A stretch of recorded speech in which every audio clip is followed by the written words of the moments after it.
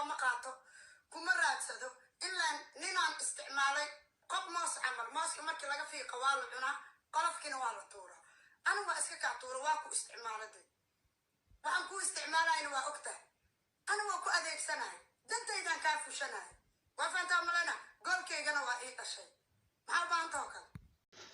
بسم الله الرحمن الرحيم السلام عليكم ورحمة الله وبركاته خير شفت لي مكتوب كجوكتنا أديات بني إسرائيل ولكن على الشام مرة بعديو مقال عصب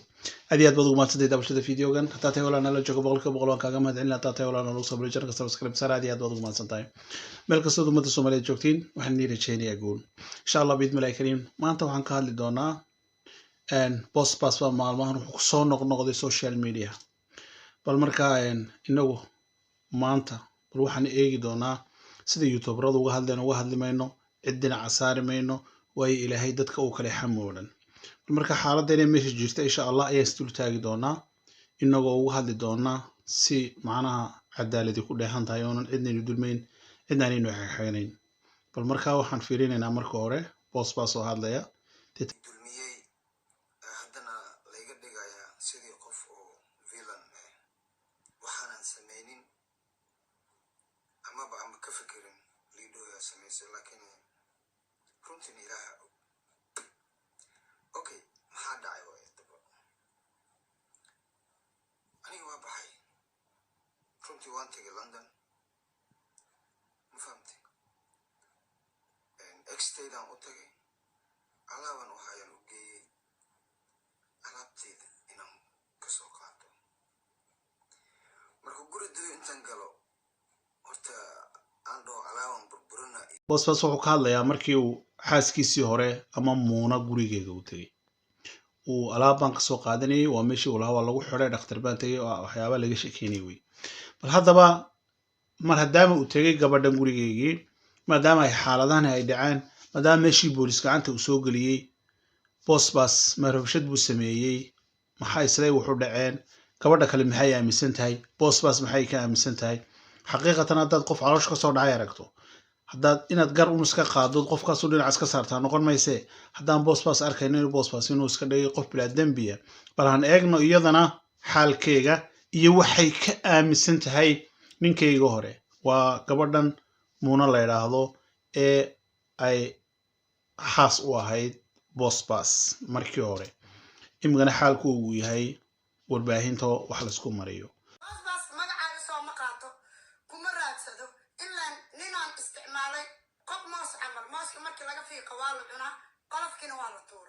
anigu waa iska kaa tuura waa ku isticmaaladay waxaan ku isticmaalayna waa ogtahay anigu waa ku adeegsanahay dantaydaan kaa fushanahay waa faantaa malena goolkaygana waa ii dhashay maxaa baantoo kale maxaad u baahan tahay muunaa i jecel muuna rikaatay igu haysata adoo nin ragac leedahay dumaraa rikaata igu haysato maxaa ma lagu wasaay baas ma lagu wasaay rikaatada markaa ani adigaa qabanayo rikaata igu haysa maxaad rikaatay war dadkaan dhahay muna rikaatay maxaad igu qabsan weyseen ani rikaatada daawade waad ila daawatay gabadhani waxay ka aaminsan tahay waxay tidhi boos baas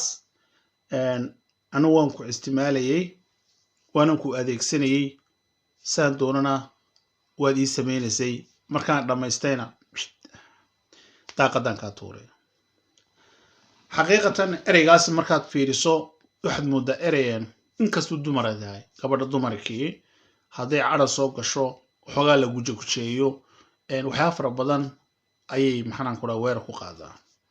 marka weerari mayno waa gabadh walaasheena waa gabadh Soomaaliyeed sharafay naga mudan tahay xaqiiqatan weliba dumarku waxaa muhiima inaan ragga madaxa ka garaacno maadaama ay raggu imiga dhibta ku badan yihiin gabadha waxba ka sheegi mayno laakiin iyadu siday u hadlayso waxay sheegaysaa inay isticmaali jirtay deetana markii dareenkii dhamaysana daaqada ay ka tuurtay bal marka haddaba waxa kaloo meesha ku jirta gabadh kale marka inuu dumarka dhex geli mayno labada gabadha kale ee macnaha iyadna la yidhaa ilhan xaro iyo gabadhan iyada waxaan usoo jeedinaynaa oo keliya xogaa soo jeedina waxaan leenahay walaal ilaahina ka baqa hablo Soomaaliyeed baa tihiin waxba qiimo samayn mayso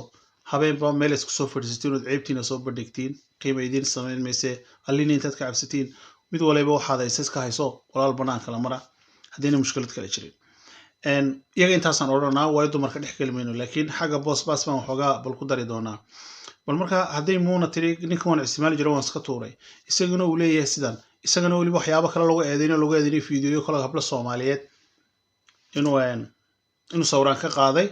screenshot laayo jini wax laga sheekeynay horta xaqiiqatan boss maaha wiil yar oo naqano ciyaala waan weyno mas'uula inuu marxaladaha noocaas oo kale uu ku dhex jiraana wax qurux badan maaha xaqiiqatan waa wax aad u fool xun in kastoona inuu ku cadeynay de boqol inuu waxaan u sameeyay laakiin haddana ninka ragga mar walba isaga ay aad u fulasaa marka wax leenahay waxyaabahan oo dhan inaad dhex ka shaqoomo qurux badna intaad isbariyeeli kartana isbariyeesha qurux badan inaad ka fogaato dumarka iyo dhibaatadoodana aad bay qurux badan tahay haddii dee laakiin lagugu helo inaad dumar fara badan aad ka qaaday wax xaqiiqatan waa dembi aan cidina kugu dhaafayn macnaha bossaas markaan la hadlo cidina uga tegi mayso dembigaasi waayo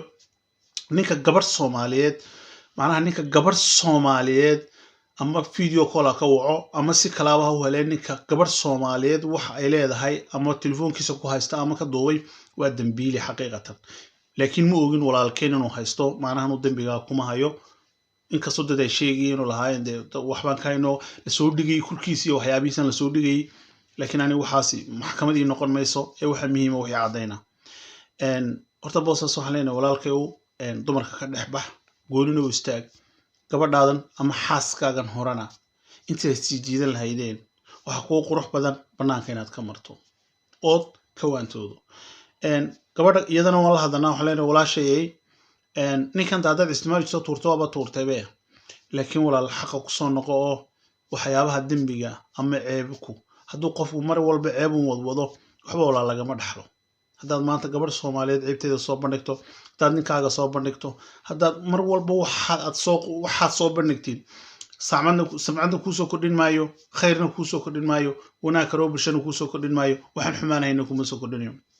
anu kuma weerarayo gabadh walaashay aad tahay gabadh madaxay saaran baa tahay kulamana rabo xumaan laakiin gabadha sharafta laato kulama rabo xumaan inaad meelahan la soo fadhiisatiin oo si jiidatiin xaqiiqatan waa laga qurux badan yahay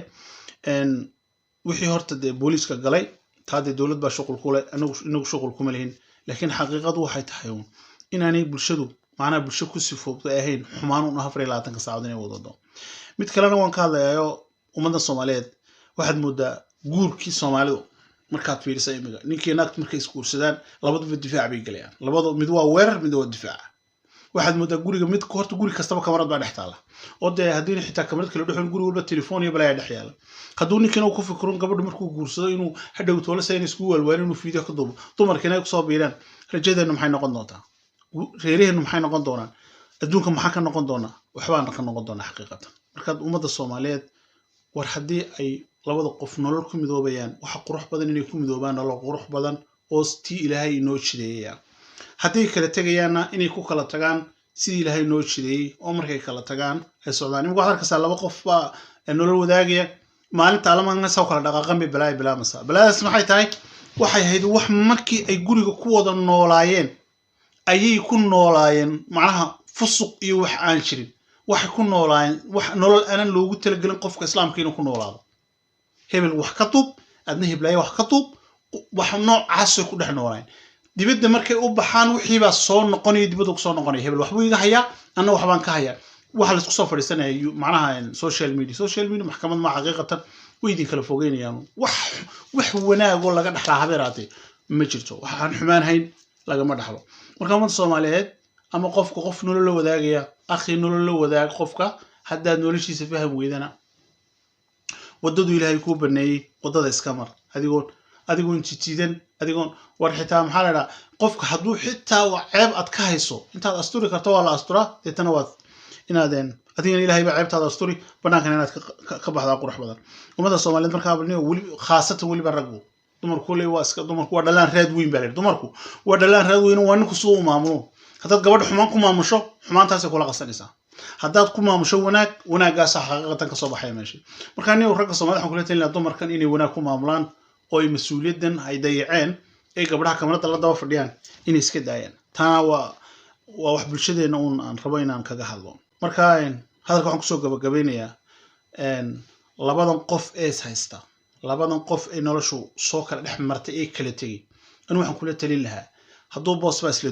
dulmigiisa inuu qaato iska socdo waa lagu dulmiyey qaado iska sox ha ku soo noqonin nolol iyo inaad YouTube soo fadhiisto jawaabo bixiso xitaa haddii lagu soo caayo soco marka maanta lagu soo fadhiisto April lagu soo fadhiisto sahan dambe dad soo jawaab weydo way dhamaanaysaa intaasan kula talinaya way waa nin weyn oo mas'uula oo actor Soomaaliyeed oo ummad Soomaaliyeed fara badan ay macnaha filmaantiisa ku xirnayd oo dad badan ay taageeraan iyo yootan iyo inuu meelaha jijiitama sharaftiisa maaha waa inuu ka socdaa xitaa gabadhiisu hadday waxay doonto ka sheegto waa inuu hore ka socdaa gabadha munan wax kula talinaya walaashay gabadh Soomaaliyeed baa tahay gabadh Islaamaad tahay kuma qurux badna walaashay inaad meesha soo fadhiisto 24 saacadood xumaan ka sheegaysaa waxa ku qurux badan walaashay maaha iska dhaaf ilaahay ka cabso waxa dabooli karta dabool wixii dhacayna wuu dhacay oo soo noqon maayo wixii hadda uu ka dambeeyo walaahi wadada raac gabadha saddexaad ee xaragan waxa loo nilaan xarago gabadh fanaanad waa tahay waxba ku saydin mayso inaad labada qof ku dhex jirto 24 saacadood adna wax halkan ka soo tiisho muunan xaqana wax ka soo tiriso qiimeedin sameyn mayse habla Soomaaliyeed baa tiin walaalahay kala tiin wadada kala maro ilaahina ka cabsada dariiqiina sanama ummada Soomaaliyeed aad iyo aad baad ugu mahadsantihiin intaas uma rabay fikirkayga in la wadaago walaalkii cali jaamac salaamu calaykum waraxmatullaahi wabarakaatuh